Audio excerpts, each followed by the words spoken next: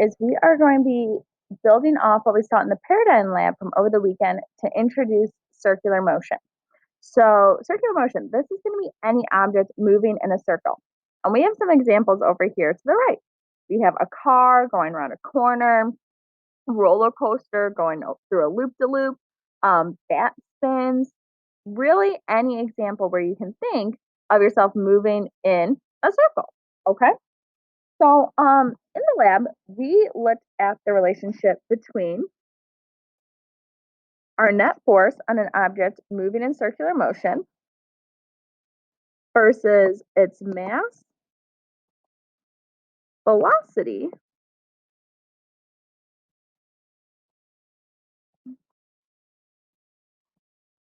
and radius. Oh my goodness, my pen has stopped working. There we go. Okay. So we should have seen kind of three different relationships here. When we graphed our net force versus our mass, we should have seen that we had a direct relationship. This meant as our mass increased, the force acting on that object as it moved in a circle also increased. So we saw the same relationship there. However, when we looked at the relationship between velocity and net force, here we should have seen a direct square relationship. So this means our net force is directly related to the square of our velocity. So as our velocity increases, our net force will increase by the square of that value. And then the last relationship we saw was between our net force and our radius. And here we should have saw an inverse relationship, okay? So this means as our circle gets larger, the net force acting on that object decreases. Or conversely, as our radius gets smaller, the net force acting on that object increases. That's why bat spins are so tricky, is you're spinning around such a small little radius that the force acting on you in that circular motion is really strong. So what we're going to do is we are going to kind of combine these three relationships into one equation. Okay, so we're going to say that our net force on an object moving in a circle is equal to its mass, because we have a direct relationship there, times its velocity squared, since we had a direct square relationship there, divided by its radius, since we had an inverse relationship between our net force and our radius. Okay. If we think back to last unit, we know another equation for net force. Okay, we also know that our net force is equal to mass times acceleration. So if we set these two equations for net force equal to one another, we have mass on either side of our equation, so that cancels out. And we end up with an equation for our acceleration, v squared divided by our radius. Okay. So here we kind of have two new equations that we're going to want to become familiar with. That our net force of an object moving in a circle is equal to its mass times velocity squared divided by its radius, and that its acceleration is equal to its velocity squared by that radius. Okay. What might trip us up here is that an object moving in circular motion is often moving at a constant velocity in that circular path. And typically when we have a constant velocity, we do not have acceleration. So we're going to look at a demo to kind of explain why we can be moving at a constant velocity in a circle, but still have acceleration present. Demo where we have a ball moving in a circle around this copper hoop, okay? And we're going to look at the motion of the ball as it moves around this hoop, and then we're going to lift up the hoop and see how it moves, okay? So let's go ahead and take a look at this. You see the ball moving in a hoop. Okay. But then once we remove that hoop, we can see that the ball continues to travel in a straight line. So let's go ahead and look at that again. Okay. We have our ball moving in a hoop. We remove that force acting on the ball, and our ball no longer travels in circular motion. A demo is that without the hoop, the ball wants to travel in a straight line.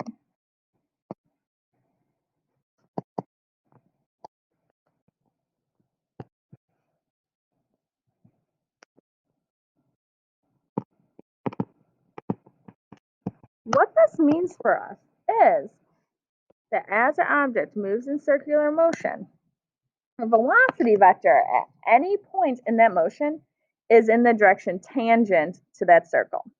Okay, so if we look at the ball when it was released here, its velocity vector would point straight to the right. Okay, and this is assuming we're moving in a counterclockwise motion.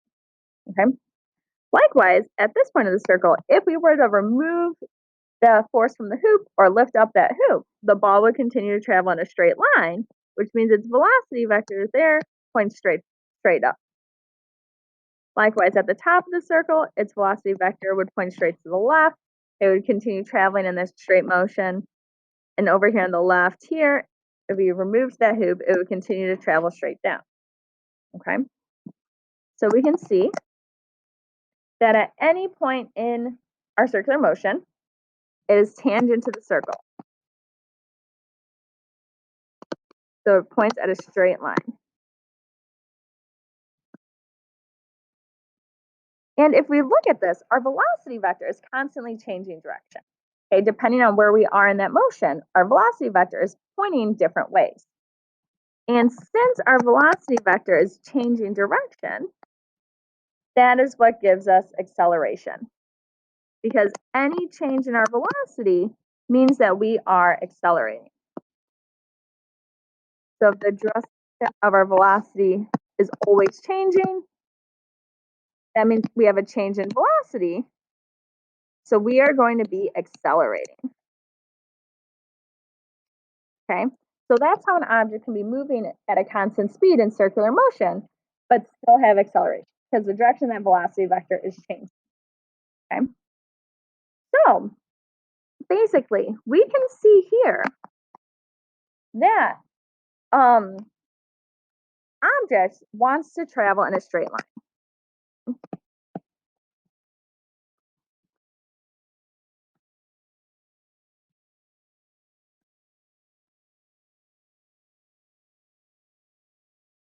So in order to get them to travel in that circular motion, we need an unbalanced force.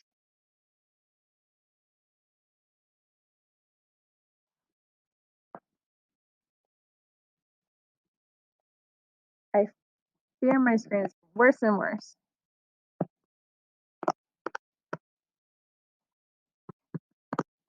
Okay.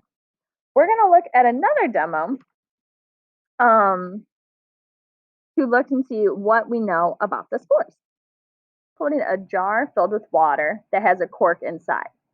As he spins, we are going to look to see how the cork points. Okay, so our friend here is spinning in a circle, holding this jar full of water with a cork inside, and we are going to look to see what happens to that cork as he spins in a circle. Okay. So what we can kind of see here is as he spins, that cork is always pointing towards him. That cork is always pointing towards the center of the circle as he moves. Okay? It's pointed towards the center. Towards the center of that circle where our friend was. Oh my goodness gracious.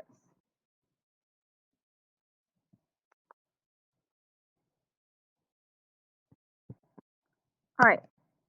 So what this means in terms of our forces and our motion is that our acceleration and our net force acting on an object moving in a circle is also going to point towards the center.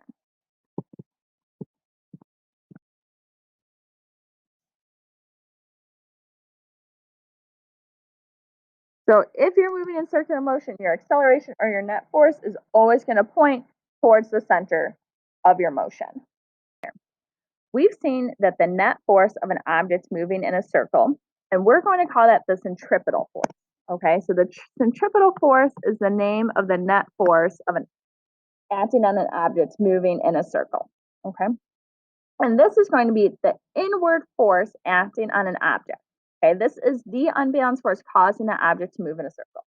Okay, and we saw that we can find that centripetal force either by doing mass times acceleration, since it is our net force, or we can use our new equation, mass times velocity squared over r.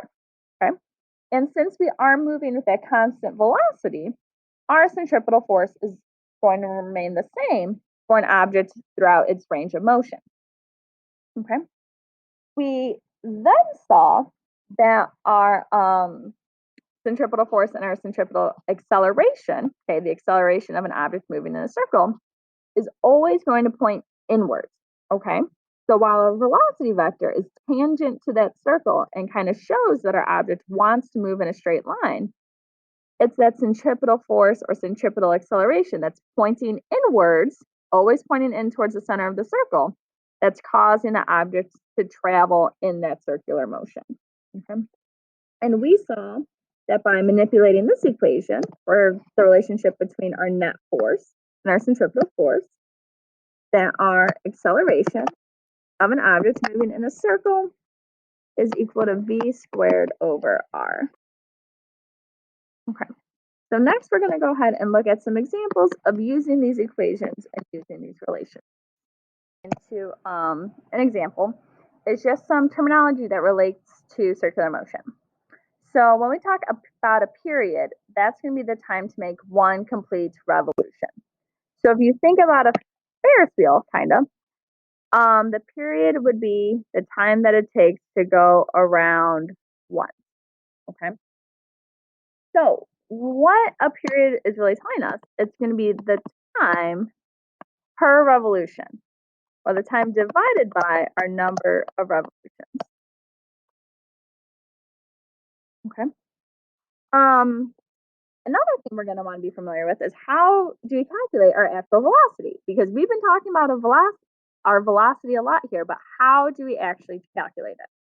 So to figure out that tangential velocity, okay, because remember, our object really wants to go in a straight line, so we're going to call it our tangential velocity, but really we can just refer to it as our velocity.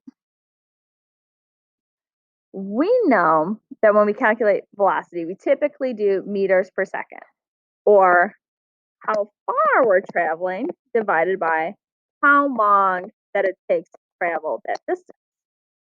Okay? So when we're talking about a circle, how far we're traveling around, that's going to be like our circumference. So we would want to put the circumference of our circular motion and divide that by the time that it takes to go around that circumference, or the period. Okay, so yeah, remember the period, that's the time to go around once. So if you guys think to your geometry class, we know our circumference is going to be 2 pi times that radius, or 2 pi r. And then to get our velocity, we'll divide that circumference by the period. Okay? And again, that period is how long it takes to go around once. Okay.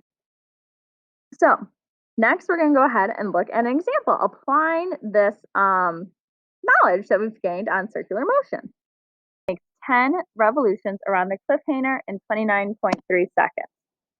And we know the radius of motion is 2.9 meters.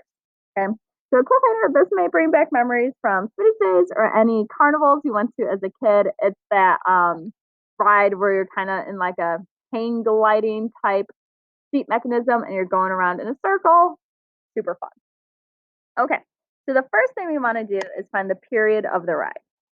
So we know the period is going to be the time to go around once. Okay, so it's the time per revolution. Okay. So here, if it tells us that our child makes 10 revolutions in 29.3 seconds, to find the period of rotation, we would do our 29.3 seconds divided by our 10 revolutions. Okay. And we would find that our period would be 2.93 seconds.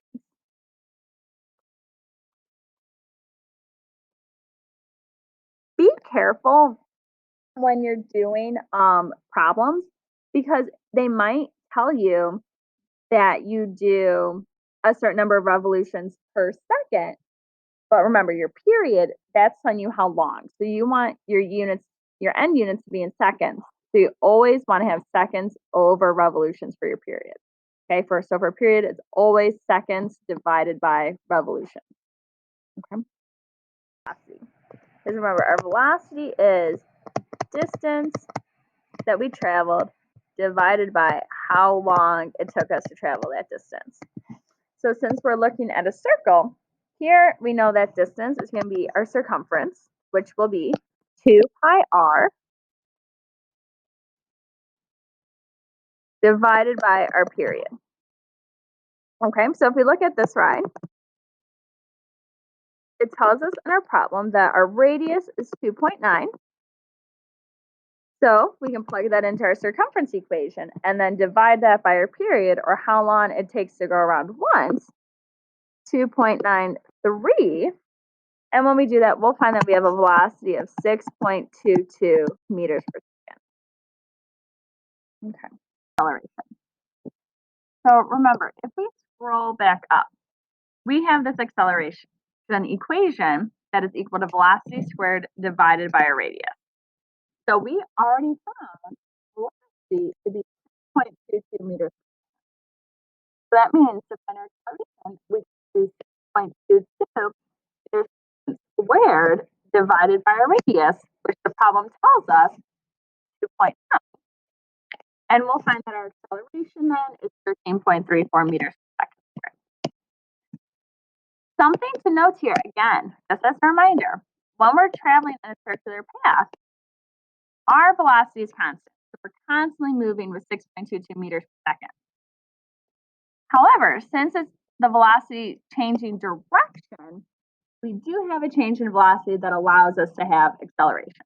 Okay, so even though the value for velocity is constant, it's the direction or the sign that's changing, and therefore we do still have acceleration. And remember, that acceleration is always going to point inwards. Okay, so acceleration always points inwards towards the center of your circle.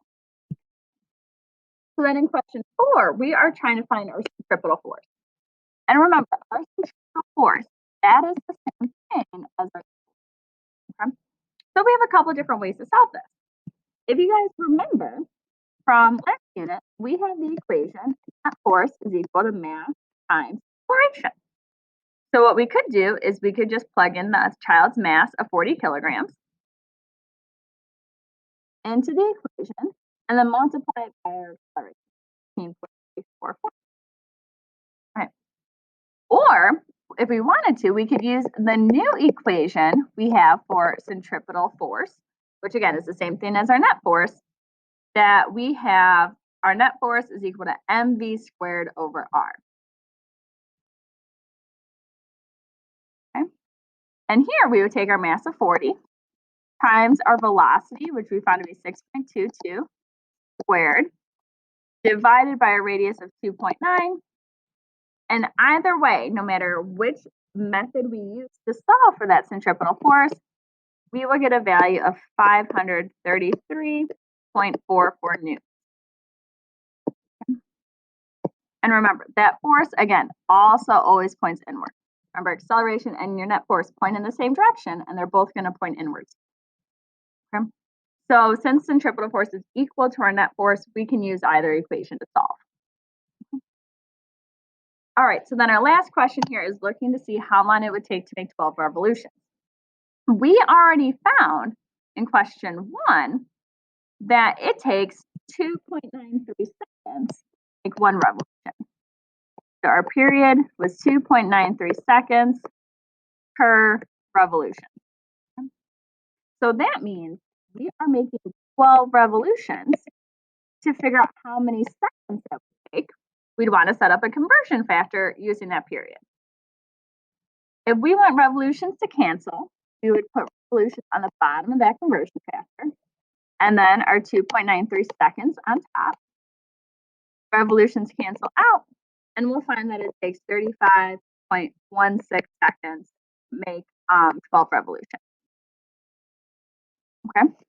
So if you want to see how long it'll take you to go around a certain number of times, we'll need to look at that period, because that tells us how long it takes to go around once, and then we can use that to see how long it'll take to go around X number of times. Yeah.